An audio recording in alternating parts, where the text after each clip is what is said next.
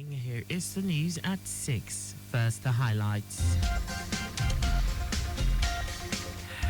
Lagos State government removes 1,141 contraventions in 1 year to restore drainage right of way. Federal government directs WAEC NECO to implement computer-based testing for exams by 2026. On the foreign scene, Russian president announces 3-day ceasefire in Ukraine from May 8. And in sport, IBB Golf Club unveils interim management committee. And now the details. I am Akan Usen.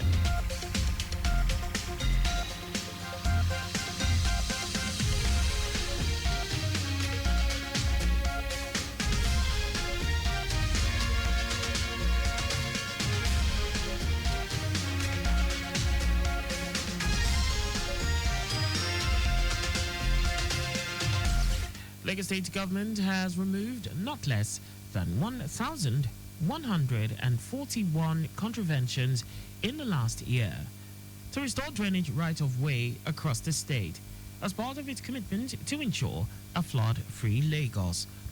Commissioner for the Environment and Water Resources, Tokunbo Wahab, made this known at the year 2025 ministerial press briefing, organized as part of activities to mark Governor Babajide Sanwo-Olu's 6th anniversary. Wahab stated that construction work is ongoing to deflood the entire Lagos Island, with areas like Oronyinyi, Idumagbo, Binuyo, Aroloya, Ekpe, and Ojogiwa, among others.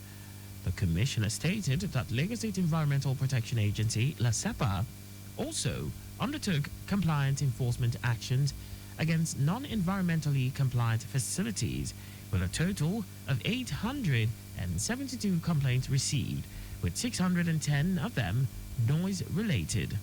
He said 129 of the cases were abated, while 320 cases were treated with appreciation letters coming from the complainants, with 26 of the reported cases still under investigation. Wahab said the government, through the Lagos State Wastewater Management Office, LASWAMO, in a bid to accelerate progress towards Sustainable Development Goal 6, intensified enforcement efforts to combat illegal wastewater discharge and mismanagement in the state. In a vibrant display of public-private partnership, the Simisola Alabi Foundation, in collaboration with the Lagos State government, has organized a far-reaching medical outreach program in the heart of Obalende, Lagos Island, bringing hope, healthcare and nutrition to hundreds of mothers and children under the banner Healthy Mothers, Thriving Children. The initiative, tailored to address maternal health, child nutrition and the burden of stunting, attracted an enthusiastic crowd as free medical checks, insurance registration, food packs, menstrual care packages and educational talks filled the community center with life-changing activities. Special advisor to the Lagos State Governor on Health, Kemi Oguyemi, who was on the ground to support the outreach, seized the opportunity to sensitize mothers on the dangers of patronizing untrained traditional birth attendants, emphasizing the government's commitment to affordable and accessible healthcare through health insurance. She noted that the outreach also offered a critical platform to raise awareness about other public health concerns.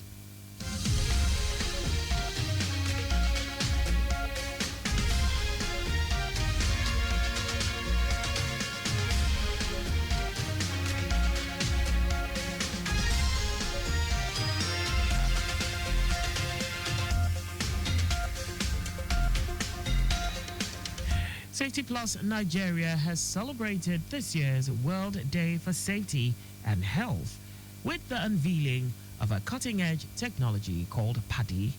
Speaking at a press conference, Principal Consultant and Chief Executive Officer, Safety Plus Global, Dominga Odebumi, said PADI is equipped with new tools, ready to speak directly to Nigerians and Africans on safety precautions.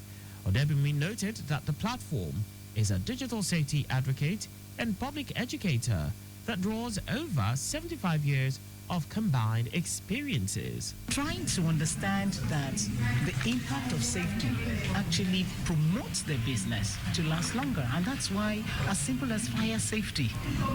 You know, so many people think that it should be an afterthought, but in actual fact, it should be on the front burner. It should be enshrined inside the policies and the direction of your every business. And so what this is about is that Paddy has come to the point of trying to enforce safety. On the spot, Ogun State Commissioner for Environment, Ola Oresoya, said safety is a public concern, both in domestic and industrial environments. Oresoya stressed that safety is also about inclusiveness of shared values in terms of protecting lives, properties, and assets. And there was a point in our struggles every day when you only gather to scatter. So when you have a safety culture, it helps to preserve whatever you acquired, and it helps to preserve even life itself. Safety is not a one-man show. It belongs to all of us. So I think that's what we're trying to do today, to make sure that safety must be a concern to everyone. Also, Executive Director Safety Plus Nigeria Tokumbo Odemumi said Paddy is a multifaceted technology that cuts across different sectors. It's spotting danger and providing solutions on safety matters. And now to the rest of the stories. The federal government has directed the West African Examinations Council and the National Examinations Council to adopt full computer-based testing for all their examinations by 2026. Minister of Education Tunji Alausa said this during the monitoring of the ongoing exams alongside JAMB officials.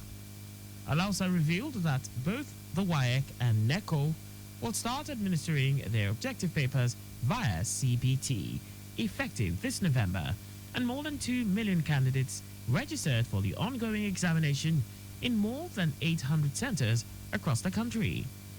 According to him, the full adoption of CBT for the essay and objective components will commence by May or June 2026, saying that JAM can successfully conduct CBT exams for more than 2.2 million candidates.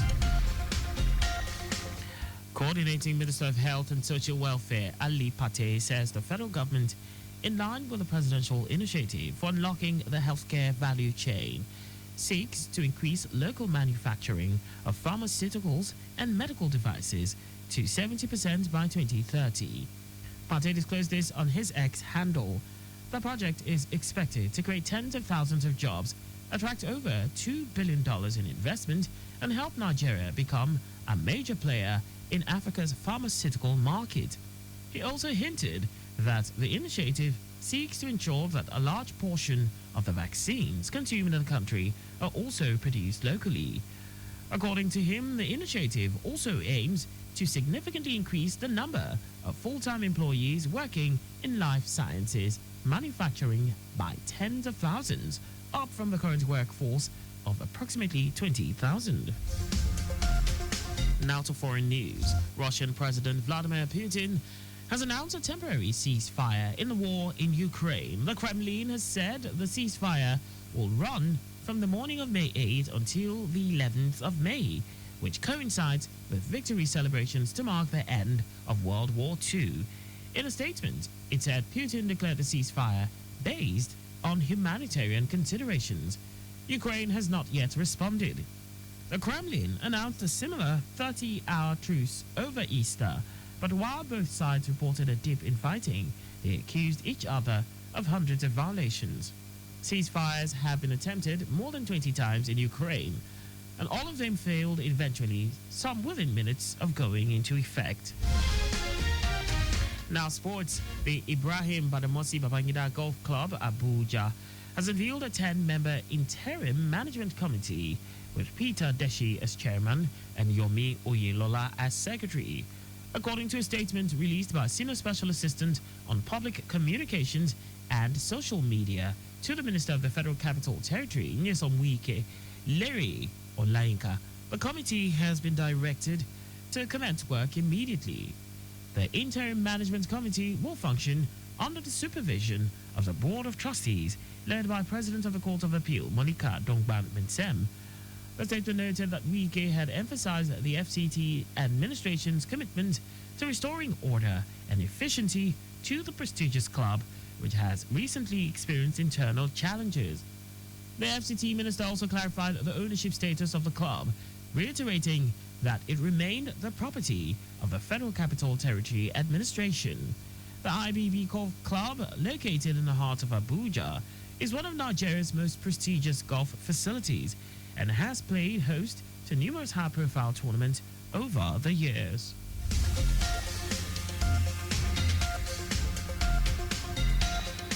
And that's all for the news at 6. Stay alive. Make use of pedestrian bridges where available. You can follow us and like all our various social media platforms. On X at Traffic Radio 961, Facebook Lagos Traffic Radio 96.1 FM, Instagram Lagos Traffic Radio 961. On YouTube, subscribe and watch us live on our channel Traffic Radio 961. You can also visit our website on www.trafficradio961.ng. Did you know that under the Sanwo-Olu administration, 280 youths were trained in solar farm construction? You can get more details on the Lagos State government's website. To end the news, here are the highlights of the major stories. Lagos State government has removed not less than 1,141 contraventions in the last year to restore drainage rights of way across the state as part of its commitment to ensure a flood-free Lagos.